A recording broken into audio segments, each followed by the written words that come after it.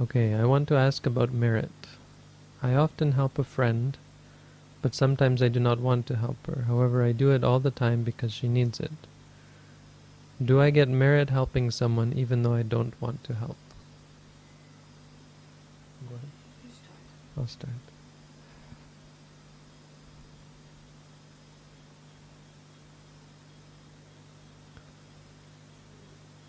Well, right away we have to fall back on the Abhidhamma. No, the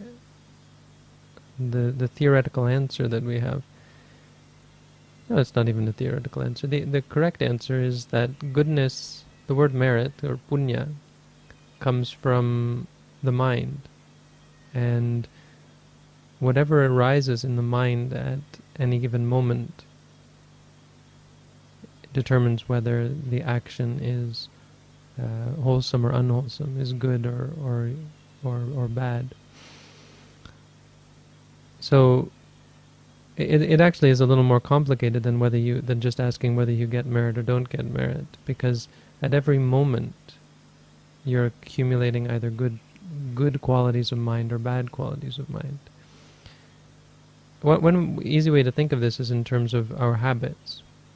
Ask yourself, how do your habits accumulate? How do you develop habits? And if you think about it, you can see that it's from the repeated performance of a specific act with a specific mind state. So if you get angry often, you'll become an angry person. If you cling to something or you strive after something often, you'll become addicted to it. And so we can see that the habits are developing moment to moment to moment. Everything that we do, every moment that we give rise to a certain mind state, develops it further into a habit. And that's how goodness works. Goodness is good because it changes you. The word punya, or merit, that we always hear, really means goodness. The Buddhist definition of it is that it is something that purifies the mind. Punneti visodeti. It's something that cleans and purifies one's being. So the meaning there is that it changes your habit. It develops a habit of clarity of mind and all the associated states like kindness and compassion and wisdom and mindfulness and so on. So at the time when you're helping the person, what's going on in your mind? If you don't want to help them, then at that moment there is some kind of aversion.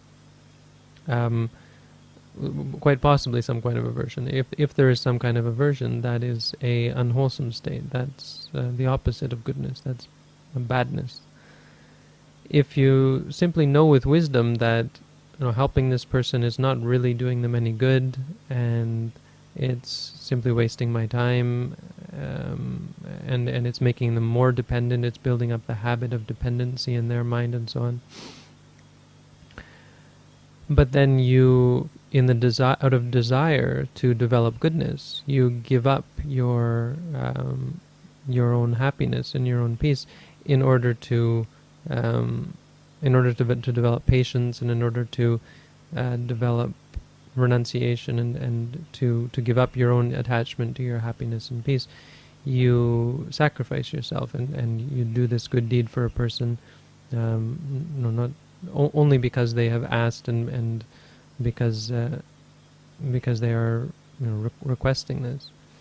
Then you're actually developing goodness by developing patience and by developing renunciation, by developing the patience that avoids the aversion. Because if you say no to them, then you get in an argument and you feel bad, or you feel you get it's somehow being selfish, and then there's the associated states of aversion or anger towards the person or so on. But you can only answer it based on what arises in the mind. So at the moment when you're giving rise to patience and being patient with the person and noting your anger and noting your frustration with them and your aversion towards helping them, then you're developing goodness. But at the moment when you're angry and thinking about the bad stuff, you're developing unwholesomeness. So and as far as the classic understanding of goodness, whether the actual help that you're giving is a good thing, well, it depends on whether you see it as a good act. If you do something for the person and you are angry about it, you say, here, take this, and you're upset about it, then, well, at the very moment when you're upset, you're developing unwholesomeness. It can still be that you develop goodness. There's a story there's stories like this in the Dhammapada. There's this, or not the Dhammapada, in the various commentaries. There's one about this woman who, something like this Pacheka Buddha was looking for mud, and so she gave him some mud, but she was very angry at him while she did it. She scolded him and she insulted him as she did it. As a result, in a later life, she was born very ugly. There's a Panchapapa, I think was her name, or something, where her five faculties or something about her, the 5 parts of her body were all out of whack. Her eyes were kind of out of whack, kind of like a Picasso. Pablo Picasso painting. But her touch was irresistible because she had actually gone ahead and offered this mud to this Buddha. I can't remember what the mud was for. He wanted to make a walking path or something. Her touch was irresistible, and so she touched this. She once was, when she was a child, she was walking along, and she happened to touch this this prince who was on his horse. She touched his leg, or I don't know, somehow touched his hand, and he fell in love with her immediately. And later on, she happened to touch another king, and he fell in love with her. And so these 2 kingdoms. The story is much longer than that, and I just heard it from another monk in Thai quite some time ago. They ended up fighting. The 2 kingdoms went to war over this woman who was, they because of out of their love for her, and she was an incredibly ugly person, or in a standard sense of the word. So normally would be considered by people to be quite ugly, and yet her touch was irresistible. So it was like the combination of unwholesomeness and wholesomeness. How that works is because it's based on the mind. From one moment to the next, your mind is changing. So you can say you don't want to help them, but that's not all that's going through your mind. There are many wholesome qualities: patience, renunciation, and generosity, of course. When you do something that's difficult to do, and you help someone, the Buddha said, even when you help an animal who has no morality and no goodness in their, or very little goodness in their minds, you still get a great peace of mind and a great purity of mind as a result. When you give to someone who is immoral, a person who has no morality, you get even a better result. When you give to someone who is moral and support them and help them, it's a far better result. So, we do have to make a set of priorities in terms of how we're going to expend our energies, but you certainly do get merit from helping a person, but you also get demerit or unwholesomeness from the disliking of it. So it's just one of those things in the world. The world is not cut and dry. If you want simple, you have to move to the forest where your biggest quandary is where to go on alms round, or so on, or how to deal with mosquitoes, or so on. In the world, there are much more difficult dilemmas, and in the end, it ends up being partly wholesome and partially unwholesome. Really, the best that you should strive for is to have the wholesomeness outweigh the unwholesomeness. And whatever unwholesomeness arises in your mind, maybe you even say no to some people, you are still, for the most part, doing good deeds. You're practicing meditation, you're giving charity and help to people, and you're keeping the moral precepts. You're not killing or stealing or intentionally hurting other people. But it may be that you develop unwholesomeness saying no to someone. But if you compare that to all the goodness that you have, all the good things that you're doing, and the fact that maybe you do help them from time to time, Even though you might get angry or it might be accompanied with aversion towards helping the person, it's quite insignificant really in comparison, as long as you're outweighing it with lots of good things. And of course the other thing is that it can be based on wisdom. If you know that the person is helpless and or unhelpable, or if you know that your time is better spent with other things, this idea of triaging.